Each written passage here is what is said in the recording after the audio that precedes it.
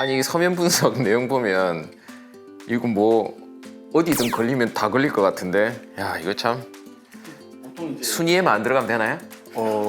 그렇죠. 왜냐하면 조사를 1년에 한 뭐 100개가 있다면 5%도 못 하거든요. 네. 그렇죠. 그래서 이제 조사관의 인력 그런 문제도 맞습니다. 있을 거고. 그래서 이제 그 딱 끊는 선이 뭐 우리는 모르죠. 자기들이 끊겠죠. 그래서 이제 그 해에 조사 대상 건수도 있고 그러면 막 많으면은 더 많이 늘어나야 나오는 되고 거고. 작으면은 이제 줄어들겠는데 그 랭킹이 안 들어가면 일단은 무조건 안 나오는 거죠. 그 제가 소문으로 들을 때 거주 지역의 영향도 받는다고 들었는데요. 해운대 구에 묻혀 살면 똑같은 그런 소득을 가진 사람이라도 고소득자가 많으면 그 사이에 묻혀서 좀 당연히 맞습니다. 당연히 맞아요. 예, 예. 왜냐면은 이제 그 아까 말씀드린 조사 건수는 정해져 있는데 조사 대상 선정할 때 부자들이 많은 동네인데 그러면 내보다 더 많은 사람들이 혐의자가 많을 거 아니에요. 네. 그럼 당연히 그 최근에 이사를 하셨나요? 제가요? 부치면 해운대구로 이사했다는 소문이 들리던데. 원장님 이사하셔야 될 것 같은데요. 해운대구로 이사하시죠. 뭐 꼭 그런 건 아니지만은 뭐 그런 영향을 무시할 수는 없다. 뭐 이렇게. 아무래도 비정기는 탈세 제보가 좀 많고 탈세 제보 많고 그리고 대부분 직원을 통해서 탈세 제보가 많이 이루어지는 걸로 알고 그래서 예전에 그 아는 원장님이 최고의 고객은 직원이다라는 말을 매번 했었거든요. 그래서 근데 제보만 있다고 해서 다 세무조사를 들어올 수는 없을 것 같은데요. 뭐 예를 들어 증거가 명확해야 된다거나 그럼 뭐 하여튼 거기에 대해서 조금 설명해 주신다면요. 일단 그 탈세 제보가 접수되면은 그 탈세 제보 담당한테 그 소리가 와요.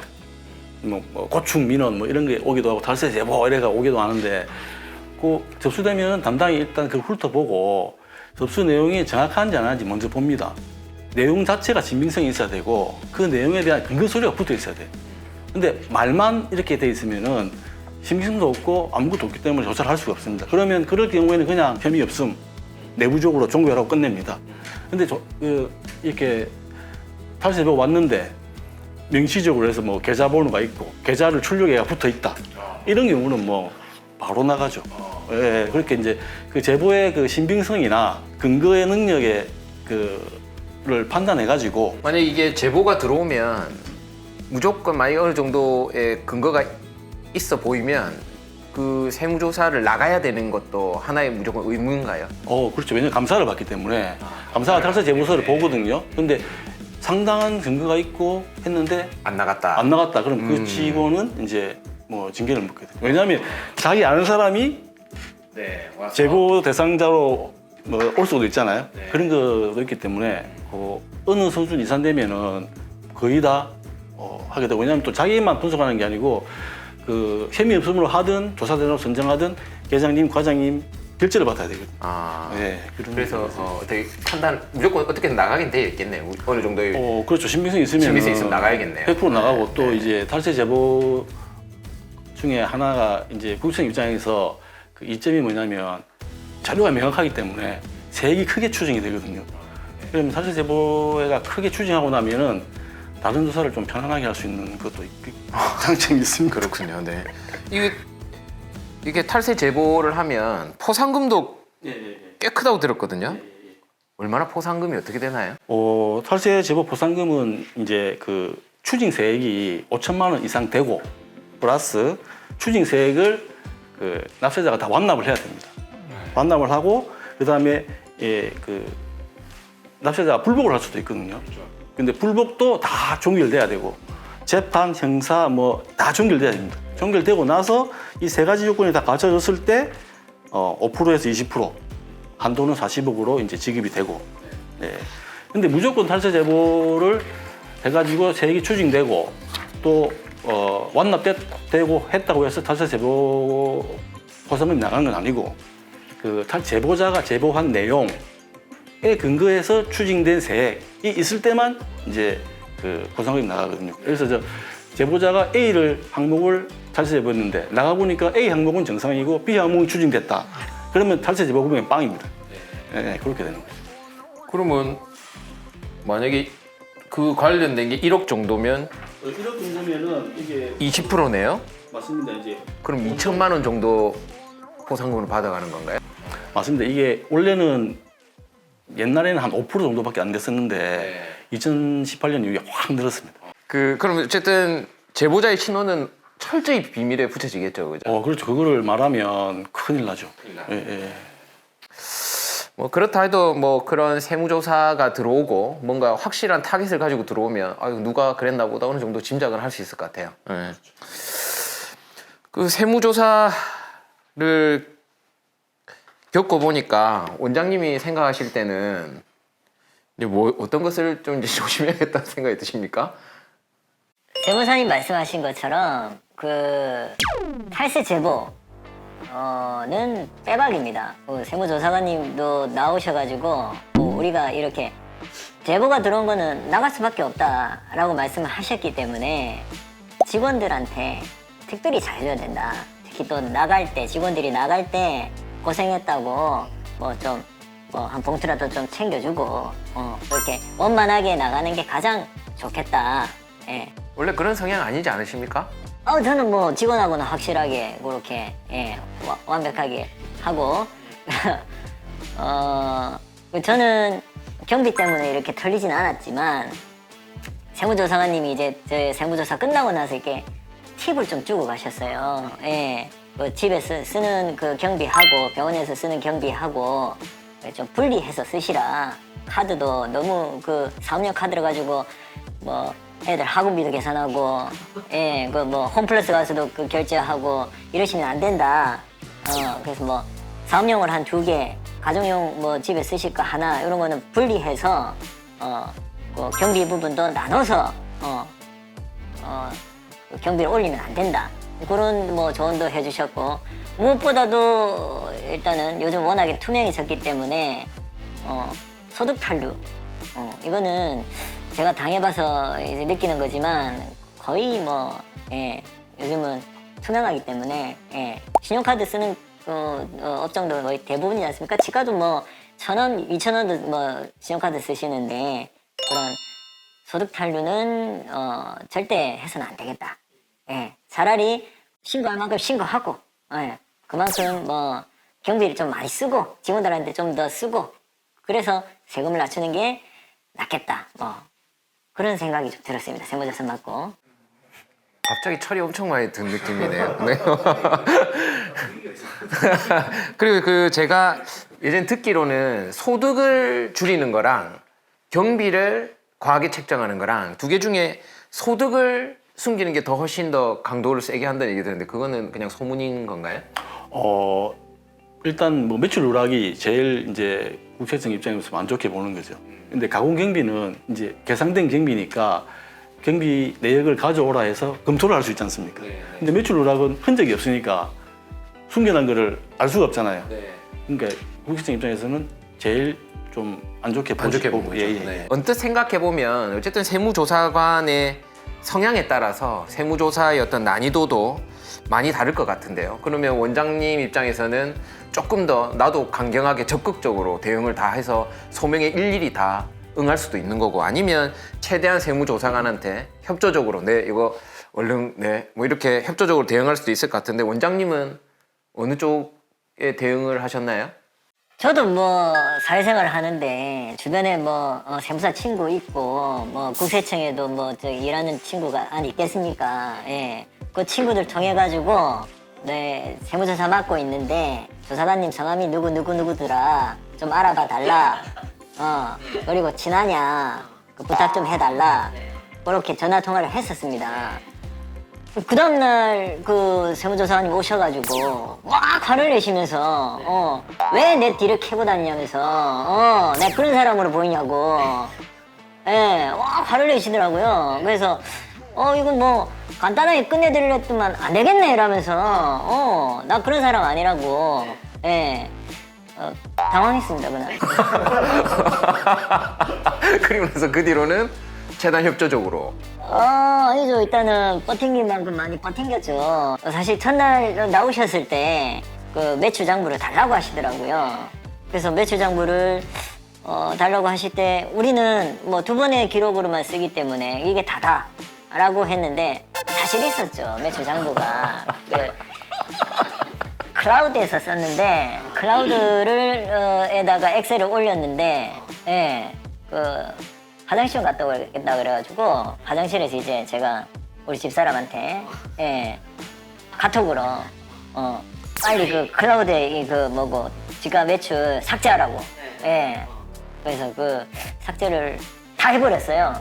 그래서 저도 제 매출을 몰라요. 예. 그랬는데 이걸로는 뭐 정확하지 않으니까 가지고 있는 매출 장부가 있을 거다. 종이 장부든 그거를 달라고 하시더라고요. 세무조사원님이. 없습니다라고 했더니 일주일 뒤에 올 테니까 3년치 매출을 만들어 놔라 라고 하시더라고요. 그래서 상당히 당황하면서 예, 어떻게 만듭니까? 일주일 만에 그 3년치 매출을. 예. 그 일주일째 오셔가지고 어디까지 하셨습니까? 라고 했는데 하나도 안 했습니다. 모르겠습니다. 라고 했더니 세무조사를 연장한다더라고요. 예. 세무조사를 연장하면서 결국은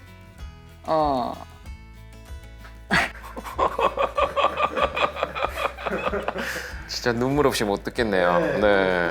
오늘 끝나고 소주 한잔 할까요?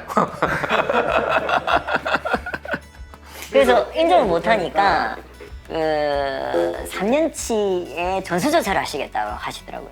1년 차 때, 그 세무조사 1년 차 때 1월 달, 모든 환자의 장부를 그 차트를 다 갖고 오라. 라고 해가지고 차트를 일일이 다 디벼가지고 매출을, 한 달치 매출을 만들어 내시더라고요. 그래가지고 거기 곱하기 36을 하시더라고요. 예. 그래서 원장님 병원의 매출은 이렇습니다. 라고 하시더라고요. 말도 안 되게 제 매출이 실제 매출보다 더 높게 나왔는데, 아니 이거는 겨울방 1월달 겨울방이고 예, 특수 그 달인데 이거를 가지고 예, 36을 곱하면 안 되죠 라고 했는데, 그러면은 뭐 정확하게 뭐 근거를 제시할 근거를 좀 달라 라고 하시더라고요. 그래서 결국은 뭐 어떻게 시루다가 예. 세무조사관님이 원하는 그 맞춰줬네. 인정하시겠느냐? 인정 못하겠습니다 라고 했더니 그러면은 세무조사 기간은 5년으로 연장하자. 그리고 또 인정 안 하면은 원장님 계좌에서 부모님이나 장모님 계좌까지 흘러간 금액까지 다 뒤져가지고 증여세 탈루로까지 엎으면 제가 원하는 금액 2배 이상 될 건데 한번 해볼까요? 라고 약간 협박적으로 말씀하셔서 죄송합니다 그냥 네, 인정하겠습니다 네. 라고 하고 종결됐던 것 같습니다. 그럼 안 그래도 제가 그 다음 질문이 그거였는데, 그 어차피 어느 정도는 조사를 미리 해서 왔고, 그러면 이제 세무조사관이 어느 정도 이 정도의 규모는 생각을 하고 있었을 거 아니에요? 근데 어느 정도 금액을 정해오고, 그럼 세무 대리인이 조금 조정할 수는 있지만 어쨌든 그걸로 어쩔 수 없는 부분이 대부분이다. 그래서 비협조적으로 나오면 끝없이 소명자를 요청하고 아까 얘기한 것처럼 더 기간을 늘린다거나 하는 식으로 해서 결국은 더 큰 세금을 내게 된다. 그러니까 말 잘 들어라 라고 대부분의 경험자 선배들이 얘기를 하던데, 세무사님 제가 너무 극단적인가요? 뭐 세무조사관에 따라 가지고 성향이 좀 다 다를 수가 있는데, 대부분 이제 앞에서 말씀드린 것처럼 서면 분석, 그 사전 분석을 하고 나옵니다. 이렇게 그 조사 준비 자료를 다 자기들이 가지고 나오거든요.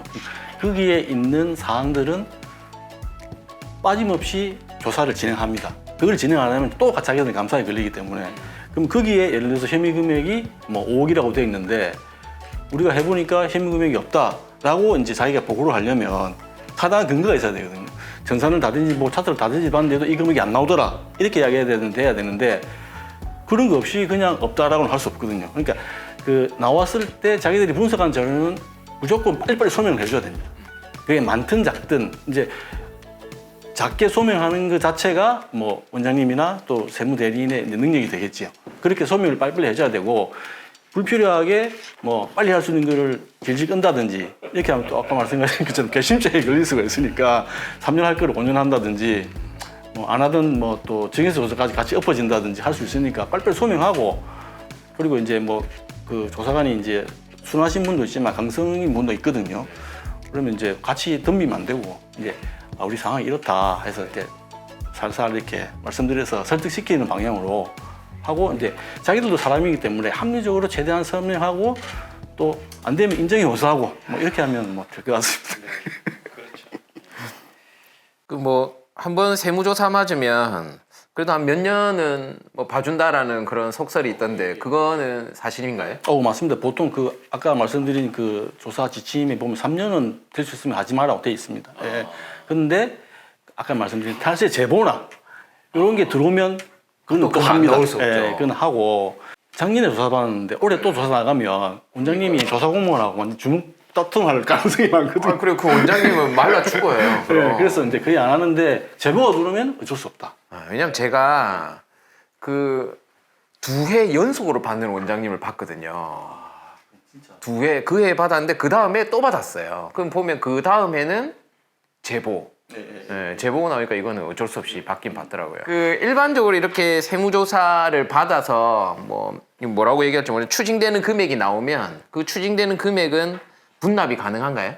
예, 분납 당연히 가능하죠. 분납이 어느 정도까지 가능한가요? 이제 법상으로 한 9개월까지. 9개월? 예, 가능하고 근데 1억이 넘으면 이제 담보를 제공해야 되는 그런 상황이 있긴 한데 원장님 제가 살고 있는 집을 담보 잡히고 예 9개월 연장했습니다. 9개월 연장하셨습니다. 그럼 아직 9개월 뒤에 또 한 번 더 연장 받았습니다. 다 납부하신 게 아니네요? 대출 내서 다 갚았습니다. 예. 요즘 뭐 저기 마이너스 통장 있지 않습니까? 예. 이제 이 정도면 어느 정도 뭐 정리가 되고 있는데 요즘 뭐 이제 세무사님이 뭐 일반적으로 일반 병의원에서 뭐 흔히 놓치고 있는 뭐 세무상의 실수나 뭐 이런 거에 대한 팁을 좀 주시면 좋을 것 같아요. 네. 뭐 이제 그 병원의 수익 구조는 이제 간단하거든요. 이제 매출, 그다음 경비 이런 두 개밖에 없기 때문에 특별하게 이제 노하우가 있다거나 이런 거는 없다고 보면 되고요. 이제 원론적인 이야기지만 일단 뭐 현금 매출 누락이나 뭐 현금 수수 미발행 이런 거 안 되도록 하시고 또 의외로 영수증을 또 잘 못 챙겨서 경비 넣을 수 있는 걸 못 하시는 분도 많거든요.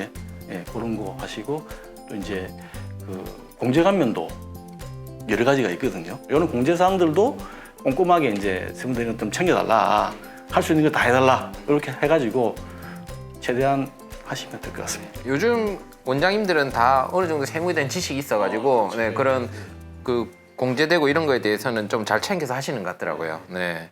세무조사를 받을 당시에는 상당히 힘들었습니다. 그 매번 매일같이 선배들하고 같이 소주 마시고 했었는데 그 선배들이 위로하는 말이 나라에서 세무조사를 나왔다는 거는 네 집가가 그만큼 잘 된다고 인정해 주는 거다.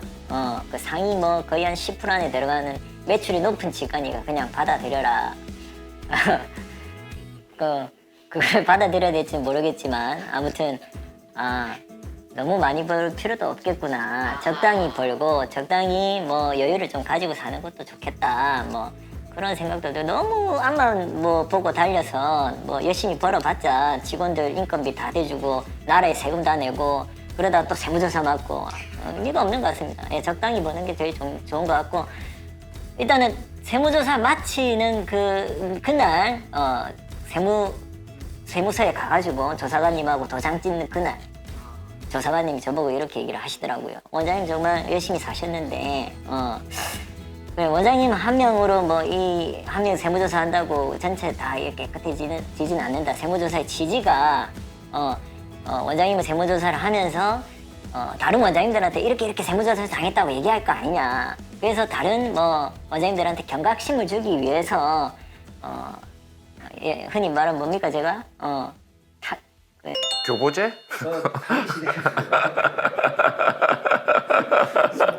마지막 세무사님 세무조사 피할 수 있는 방법 없겠지만 최선의 방법 한 말씀만 해주시고 마무리하겠습니다. 이제 뭐 한 10년 정도 개원하셨다고 하면은 언제든지 이제 세무조사가 나올 수 있는 상황이니까 일단 마음의 준비를 먼저 하셔야 되고 두 번째로는 제가 생각할 때 제일 중요한 건 소득률인 것 같습니다.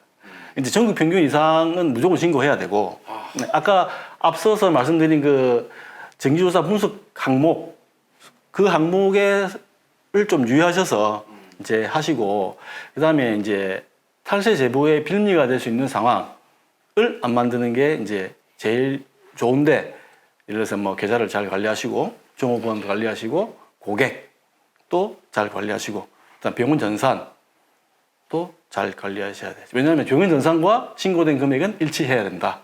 야, 정말 뭐 다시 생각하지만 치과 의사는 힘든 직업이에요. 정말 신경 써야 될 게 너무 많네요. 네.